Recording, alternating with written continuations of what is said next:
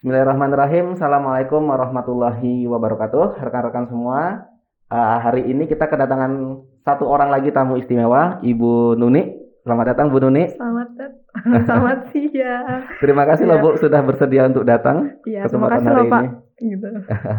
Baik, rekan-rekan semua, tamu kita hari ini, Ibu Nuni adalah seorang sama seperti kita semua, ya kan, scholarship hunter, pemburu beasiswa, dan alhamdulillah beliau berkesempatan untuk melanjutkan studi hingga ke negeri Gajah Putih, Thailand.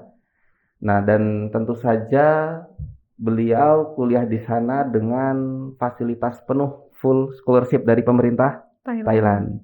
Bu, sebelum kita lanjut ke obrolan kita selanjutnya nih, saya mau nanya sama Ibu.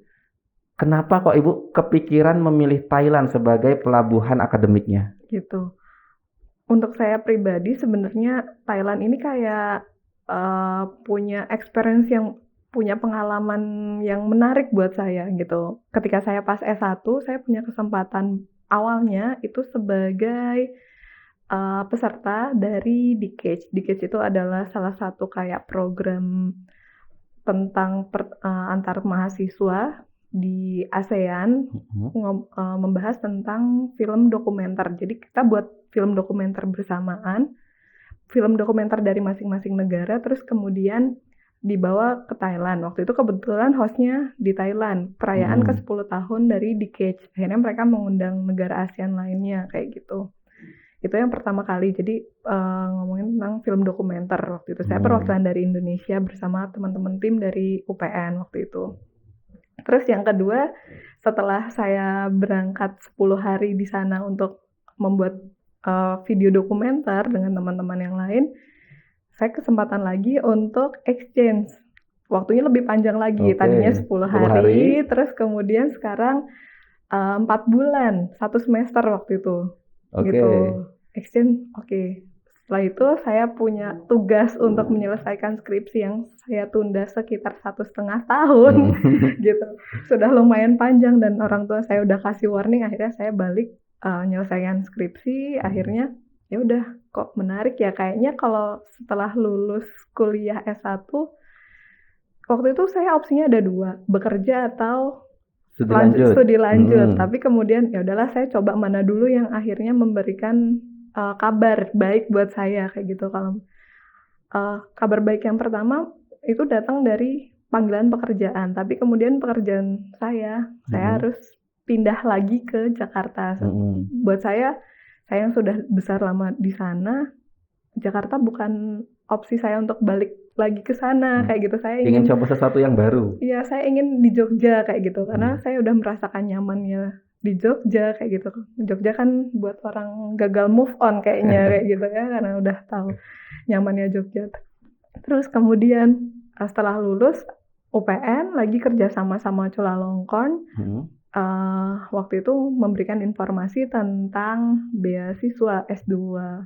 Ya udah, saya cuma asal aja, ya udah masukin syarat segala macamnya. Kebetulan ada 3 orang dari kampus UPN. Kemudian yang dua ini terganjal dengan masalah administrasi atau apa kayak gitu. Akhirnya saya sendiri yang akhirnya apply kayak gitu. Saya apply, kemudian ya udah, saya dapat informasi selang 2 bulan kalau nggak salah, dinyatakan bahwa saya diterima kayak gitu. Berarti Ibu memilih Thailand sebagai pelabuhan akademiknya karena memang sudah terbangun apa istilahnya sense gitu ya, ada sense of belongingnya dengan Thailand sebelumnya. Betul kayak gitu. Tapi menurut pandangan Ibu secara pribadi nih ya, pandangan pribadi Ibu ya, Thailand itu termasuk tempat yang nyaman nggak sih untuk melanjutkan studi? Iya, buat saya atmosfernya itu nggak beda jauh sama di Indonesia kayak gitu. Itu tuh kayak combine, khususnya di Chulalongkorn ya, karena berada di Bangkok. Jadi berasa kayak walaupun itu di kota besar mirip Jakarta, tapi nyamannya kayak di Jogja gitu loh. Berarti kayak Jogja rasa metropolitan. Iya, Atau gitu. metropolitan tapi rasa Jogja. Iya, metropolitan rasa Jogja kayak gitu. Oke, berarti kalian yang ingin melanjutkan studi di kota besar tapi masih tidak jauh-jauh dari kota yang romantis seperti Jogja, yang nggak bisa move on. Thailand bisa jadi opsi. Bangkok bisa jadi opsi. Gitu. Oke, baik Bu. Kemudian Ibu beasiswa ya? beasiswa, Full fully full. funded ya. Oke. Nama beasiswanya apa, Bu? Beasiswanya adalah perayaan ke-72 tahun ulang tahun King Bhumibol Adulyadej. Gitu. Perayaan hari ulang tahun Iya, Raja Bhumibol Adulyadej. iya. Karena ulang tahun berarti beasiswa ini ada setiap tahun ya? Alhamdulillah sampai tahun ini, Hmm? walaupun beliau sudah wafat, Hmm? itu masih ada nama Masih beasiswanya. open aplikasi ya? Masih open application, ya. Oke, berarti kalian pun juga masih bisa ini kalau tertarik Iya, untuk mengikuti jejak langkahnya Bu Nuni. iya, gitu. Bu, ketika Ibu mendapatkan beasiswa ini, fasilitasnya apa aja?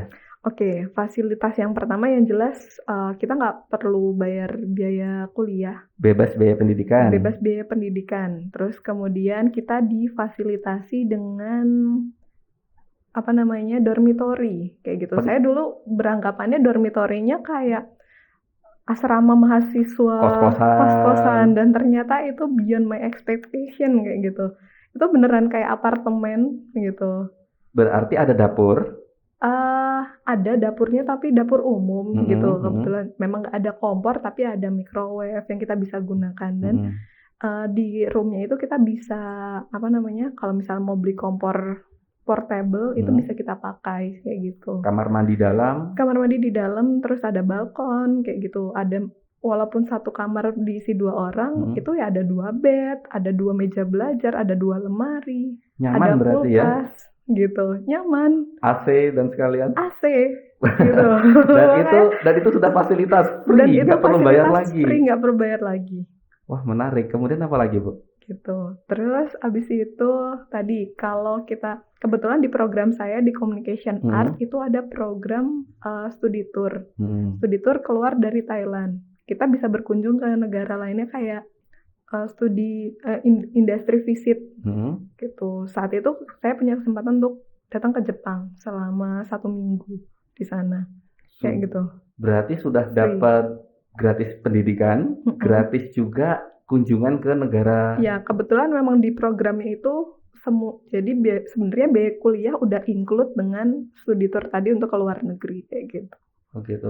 Kemudian apalagi Bu nih? Living cost ada nggak?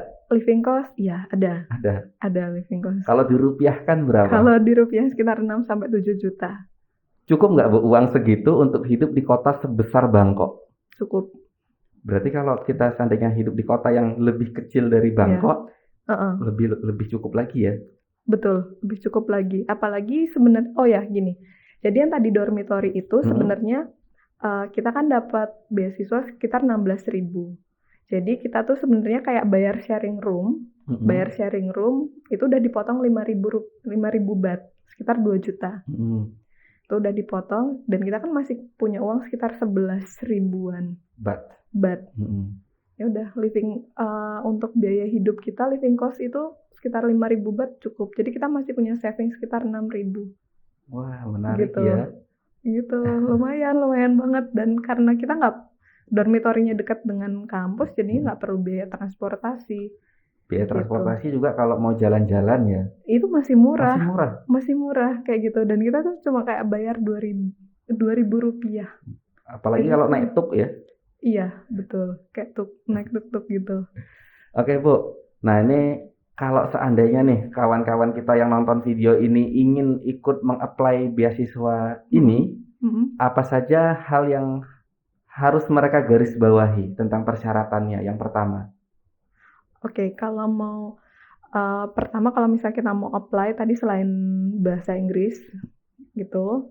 Bahasa Inggris dengan poin sekitar tadi 500 setara dengan kalau TOEFL 500 ya. TOEFL 500. Iya. Nggak begitu tinggi ya Bu ya sebenarnya ya. Nggak begitu tinggi. Pas banget di tengah ini. Iya gitu. Cuma kalau kalian apply-nya untuk ASEAN Scholarship itu mereka sekitar 550. Juga nggak begitu tinggi juga sebenarnya. Iya, emang kayak gitu. Karena biasanya kan nilai bahasa Inggris ini kan hal yang menjadi momok menakutkan biasanya bagi para scholarship hunter. Iya. Kalau nggak misalkan tinggi banget gitu, tapi ini pas ini di tengah-tengah. Iya, dan nggak begitu tinggi makanya. Satu nilai bahasa Inggris. Kemudian terus, yang kedua adalah motivation letter. Itu terdiri dari kayak studi plan-nya kita mau ngapain. mau belajar apa? mau belajar apa di Mm-mm. sana. Itu kan biasanya kita harus tahu dulu kurikulum yang dipelajari apa kita. Sekarang informasi udah gampang banget, tinggal browsing kayak gitu dan akhirnya bisa lihat kurikulumnya apa. Akhirnya kita bisa milih kita mau fokuskan kemana gitu. Kemudian nanti ketika kita sudah fokus, kita mau melakukan riset apa untuk tesisnya kita Kemudian gitu. Kemudian setelah itu kita bisa dari riset kira-kira itu bisa mengasih sumbangsi apa sih buat kedua dari negara negara ya. kita kayak gitu. Oke. Heeh. Berarti dalam dalam study plan, Iya. satu berisi satu kita mau belajar apa, Mm-mm. yang kedua kita ingin meneliti tentang apa, Betul. kemudian yang ketiga setelah kita purna studi di sana Iya, dengan kita bisa ngasih apa untuk sumbang asih keilmuannya ya, betul manfaatnya untuk maksimal. apa. Kemudian yang ada lagi nggak Bu, kira-kira yang harus digarisbawahi? Itu aja. Rekomendasi gimana? Oh ya, rekomendasi. Kalau yang rekomendasi itu cukup dari biasanya pejabat yang terkait ya, bisa nanti kaprodi, bisa pembimbingnya skripsi kita dulu, terus kemudian atau dekan. Tidak harus profesor ya? Tidak harus profesor. Berarti ini cukup mudah syarat-syaratnya. Gitu. Oke, baik. Terima kasih Bu Nuni atas waktunya. Semoga yang Bu Nuni sampaikan bisa meningkatkan motivasi kita untuk terus berburu beasiswa, khususnya yang ingin mencoba untuk ke negeri Gajah Putih, Thailand. Terima kasih Bu Nuni atas waktunya. Siap, Pak Dani. Terima kasih sama-sama. Terima kasih kawan-kawan semuanya. Assalamualaikum warahmatullahi wabarakatuh.